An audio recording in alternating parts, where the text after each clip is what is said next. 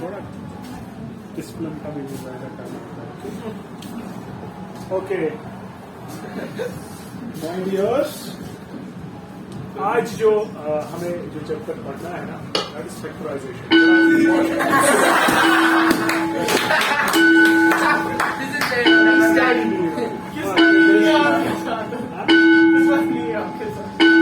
Sir ये का record ये वाला।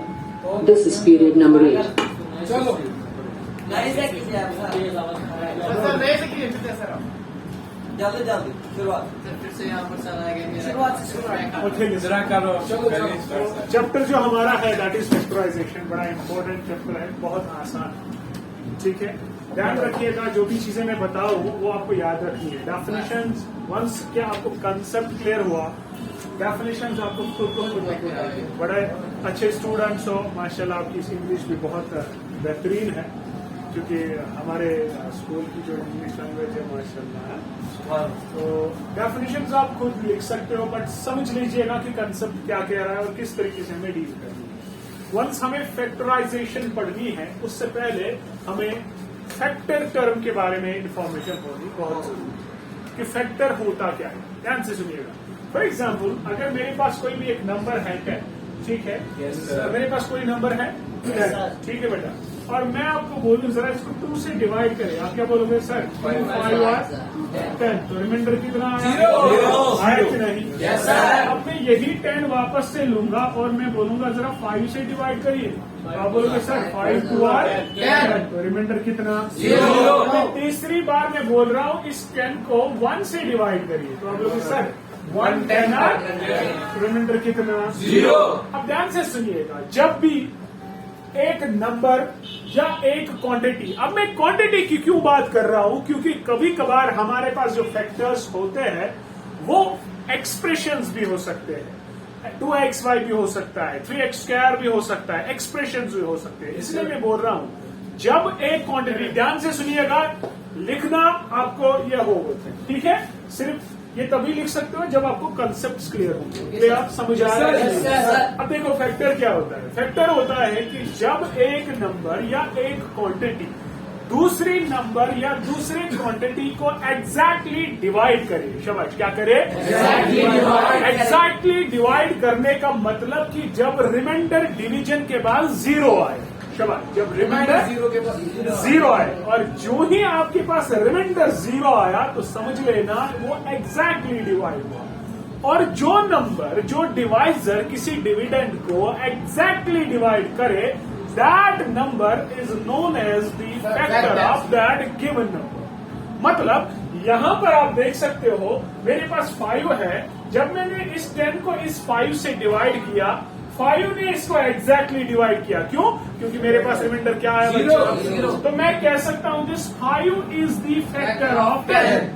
This 5 is the factor of 10। इसी तरीके से 2 ने भी इस 10 को एग्जैक्टली डिवाइड किया। Yes, sir. किया कि नहीं? Yes, sir. तो मैं कह सकता हूं ये 2 भी फैक्टर है। किसका बेटा? 10 का। समझ आ रहा है कि नहीं? Yes, sir. इसी तरीके से 1 ने भी डिवाइड किया किसको? 10 को। रिमाइंडर कितना? 0। एग्जैक्टली डिवाइड किया। Yes, sir. तो मैं कहूंगा कि 1 भी इस 10 का क्या है? फैक्टर। तो मेरी बात ध्यान से सुनिएगा, फैक्टर एक नंबर या क्वांटिटी होगी जो किसी नंबर या क्वांटिटी को एग्जैक्टली डिवाइड करे। समझ आ रहा है? Yes, sir. आया समझ के नहीं? Yes, sir. तो यहाँ पर मेरे पास इस 10 के लिए फैक्टर जो है वो 1 भी है, वो 2 भी है, वो 5 भी है। और यानी हाँ, रिमाइंडर जब 0 आएगा यानी एग्जैक्टली डिवाइड करे। जो नंबर एग्जैक्टली डिवाइड करे वो फैक्टर। क्लियर? समझ आया कि नहीं? अब इससे क्या पता चलता है कि एक नंबर या एक क्वांटिटी को एक से ज्यादा फैक्टर हो सकते हैं। आया समझ के नहीं? देखो 10 भी है, 10 है, इसका फैक्टर 1 भी है, इसका फैक्टर 2 भी है, इसका क्या फैक्टर है? 5 भी है। और यानी इसका मतलब कि आपके पास जो नंबर होगा उस नंबर के एक से ज्यादा फैक्टर हो सकते हैं। समझ आ रहा है कि Yes, नहीं? sir. तो अगर किसी ने बोला जरा बेटा बोले फैक्टर क्या होता है, तो क्या बोलोगे? जो किसी नंबर को या किसी क्वांटिटी को एग्जैक्टली तो अगर किसी ने बोला एग्जैक्टली डिवाइड क्या होता है, तो क्या बोलोगे? रिमाइंडर 0 आए, तो उस वाले नंबर या क्वांटिटी को हम factor of that given number कहेंगे। क्लियर? Yes, sir. समझ आया? Yes, sir. टफ है? ओके। अब कोई तरीका, शाबाश मेरे साथ सभी। अब कोई तरीका या कोई प्रोसेस या कोई प्रोसेस जिससे हम ये फैक्टर्स फाइंड करेंगे, ये फैक्टर्स फाइंड करेंगे, उस प्रोसेस को फैक्टराइजेशन कहते हैं। यानी ये वो प्रोसेस होती है, तरीका होता है, मेथड होता है जिससे हम इन फैक्टर्स को फाइंड करते हैं।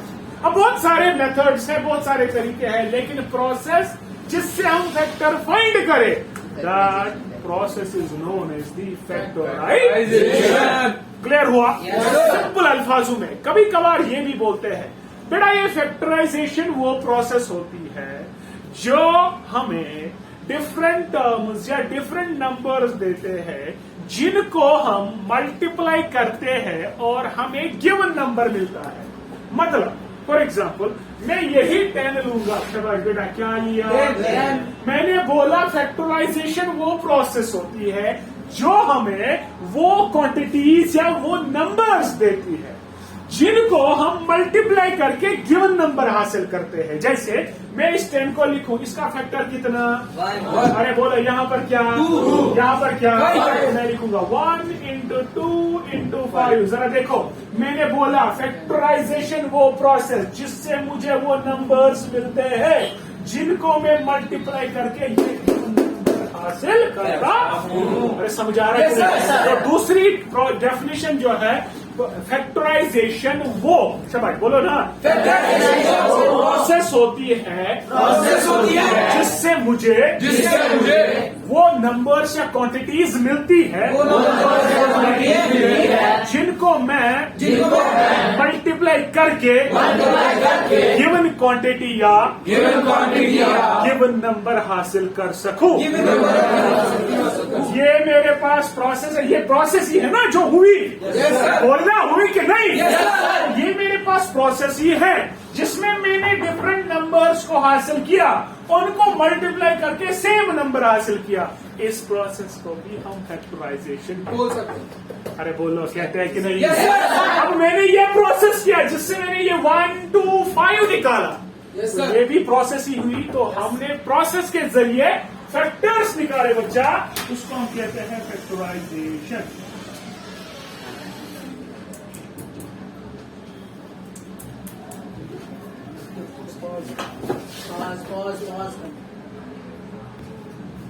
ओके, तो ये फैक्टराइजेशन हुई, समझ आया कि नहीं? अब डिफरेंट मेथड्स पढ़ने हैं जिसके जरिए हम डिफरेंट क्वांटिटीज के फैक्टर्स करेंगे। एक मेथड होता है कॉमन फैक्टराइजेशन, या जिसको हम डिफरेंट क्वांटिटीज होंगे वहां से हम कॉमन फैक्टर्स निकालते हैं।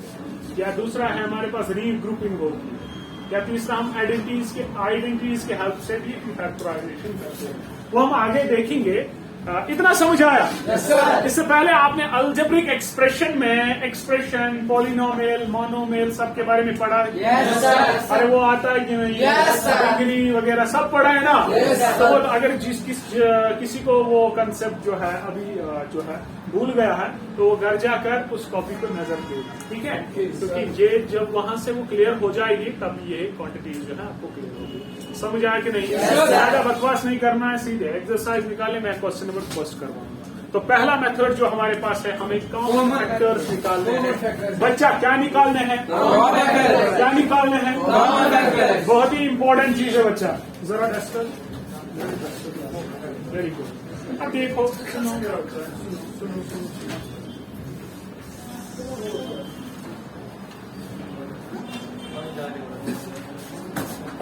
बच्चा मेरे पास है फर्स्ट क्वेश्चन नंबर 13.1। जरा बोलो बेटा, 2x 36। मैंने क्वेश्चन सीखे, क्वेश्चन क्या है? बहुत ही आसान है, लो टाइम वेस्ट मत करिए। यहाँ देखो मिला find the common factors of given terms. कुछ टर्म्स है ना, कुछ टर्म्स है बेटा, इनके हमें कॉमन फैक्टर्स निकालना। One term is 12x, second one is 36। Very good. Now यहाँ देखो बच्चा, ध्यान से समझ लीजिएगा। जब मैं 12x की बात करूं, मैं 12 के फैक्टर्स निकालूंगा बेटा, प्राइम फैक्टर्स। क्यों वो प्राइम फैक्टर्स ही निकालने हैं वो भी बताऊंगा। यहाँ देखो बेटा, मैं लिख रहा हूँ 2 6 R, 2 3 R, 6, 3 1 R, 3. Is it clear? Yes, sir. Now second one is 36. We are 2 1 R, 2 2 8 R, 2 9 R, 18, 3 3 R, 9, 3 1 R. 3. तो अगर मैं ध्यान से देखूं, ये सारे प्राइम नंबर्स हैं।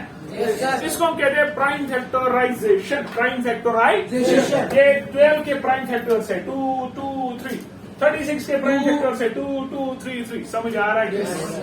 अब यहाँ पर ध्यान से समझ लीजिएगा। आप अभी बोलोगे सर, अभी आपने बोला फैक्टराइजेशन। शाबाश, क्या बोला? फैक्टराइजेशन। सर अगर आपको बोलना है तो बताइए मुझे 18 क्या इसका फैक्टर नहीं है? मैं बोलूंगा हाँ फैक्टर है, लेकिन ये प्राइम फैक्टर नहीं है। कंपोजिट फैक्टर है। शाबाश, क्या Composite factor। प्राइम नंबर बताने क्या होता है? Yes, sir. जो जिसके दो ही Factors फैक्टर्स होते हैं। हैं। नंबर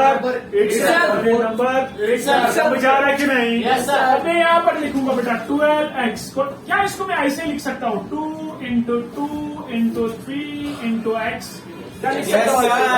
हूँ? दो लो मिस्टर, मैं इस 12x को ऐसे लिख सकता हूँ। Yes, sir. 2 2 R 4, 4 3 R 12 into x होता है 12x। Yes, Yes. क्लियर? वो मैंने यहाँ से लिखा, ध्यान से समझ लीजिएगा। मैं लिखूंगा 30x 36, तो वो क्या लिखूंगा 2 into 3 into 3। क्या लिख सकता हूँ ऐसे? Yes, sir. मैं बताऊंगा, जरा मुझे बताइए इनमें से कॉमन फैक्टर्स कौन होंगे? तो आप बोलोगे सर कॉमन फैक्टर एक तो 2 है, इसमें भी इसमें भी, एक तो 2 है इसमें भी इसमें भी, एक तो 3 है इसमें भी, और कुछ है कॉमन? No, sir. और 1 है, तो वो तो हमेशा रहेगा ना, उसको लिखने की जरूरत नहीं है। अरे बोलना, लिखने की जरूरत नहीं है। यहाँ से मैं लिख सकता हूँ बेटा, इसका कॉमन फैक्टर एक 2 है। दूसरा कॉमन फैक्टर क्या है? तीसरा क्या है? इनको मल्टीप्लाई करिए, 2 2 R 4 4 3 R।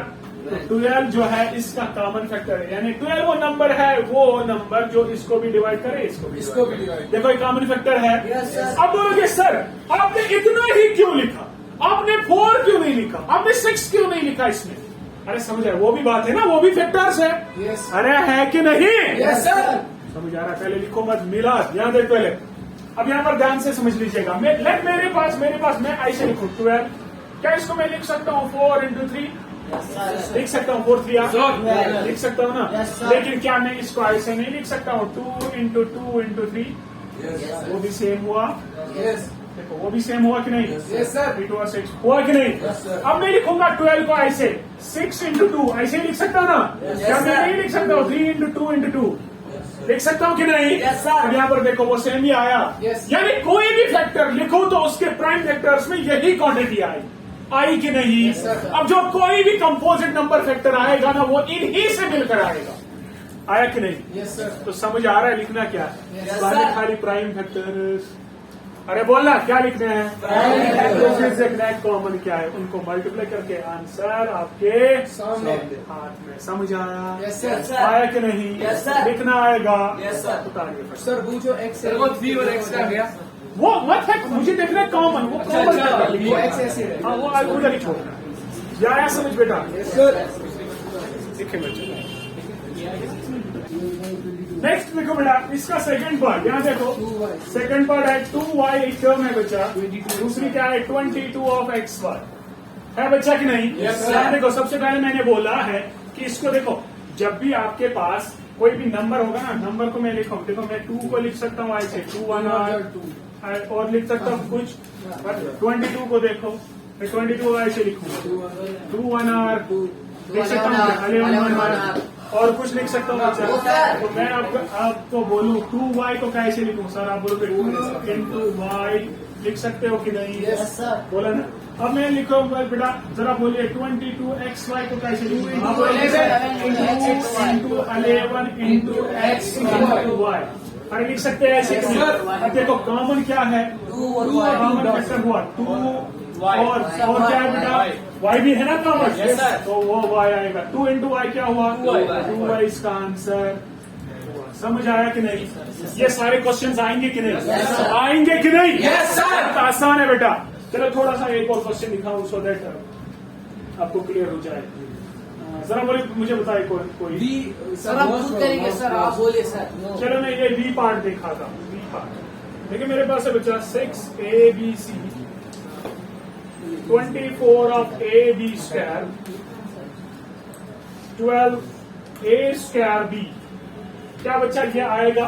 Yes, sir. देखो सबसे पहले यहाँ देखो बच्चा, यहाँ देखो सभी, देखो 6 को मैं निकालूंगा ऐसे 6 तो लिखा 2 3 R 6 3 1 R देख सकता हूँ ऐसे बच्चा। Yes, sir. हाँ? तो इसी तरीके से 24 को अगर मैं निकालू 24 2 12 R 24 2 6 R 12 2 3 R 6 3 1 R 3 isn't it? Yes, sir. और इसी तरीके से 12 को भी निकालूं 12 मेरे पास है 2 6 R 12 2 3 R 6 3 1 R 3। क्या यहाँ तक किसी को प्रॉब्लम है? No, sir. अब अगर मैं इस अकॉर्डिंग 6ABC को कैसे लिखूं? ऐसे किसको 2 into 3 into A into B into C क्या लिख सकता हूँ ऐसे? Yes, sir. यहाँ देखो सभी, यहाँ देखो बेटा, Yes, sir. ये लिख सकता हूँ कि नहीं? Yes, sir. इसी तरीके से मेरे पास है 24AB स्क्वायर, जरा वो बताए कैसे लिख सकता हूँ? 2 into 2 into 2 into 3 into A into B into B लिख सकता हूँ ऐसे? Yes, sir. लिख सकता हूँ कि नहीं? Yes, sir. इसी तरीके से मेरे पास है 12A स्क्वायर B तो बराबर 2 into 2 into 3 into A into A into B क्या लिख सकता हूँ ऐसे? Yes, sir. तो कॉमन फैक्टर देखो क्या आएगा बेटा, कॉमन फैक्टर देखो सबसे पहले 2 है ना तीनों में, Yes, yes, तो sir. एक 2 लिखूं, देखो Three. और मत है 2 कोई नहीं, तो 3 है, 3 है ना बेटा, Yes, sir. तो 3 लिखो। ओके और कोई 3 है? ए भी है मेरे पास, एक है, हाँ है, तो बी है मेरे पास, है ना बी, सी मत है इसमें, तो सी में नहीं लिख सकता, तो इतना आएगा, देखो वो आएगा 3 2 और 6 ए बी, तो मेरे पास क्या है Answer. आएगा कि नहीं? Yes, sir. सभी पार्ट्स आएंगे। आएंगे, yes, sir. बहुत Easy है, आसान sir. है बेटा, इनको प्रैक्टिस करिए, कल मैं ये सारे देखूंगा, अगर नहीं आए तो ठीक है, Yes, sir. समझ आया कि नहीं? Yes, sir. Thank you, sir. शुक्रिया। Thank you, sir.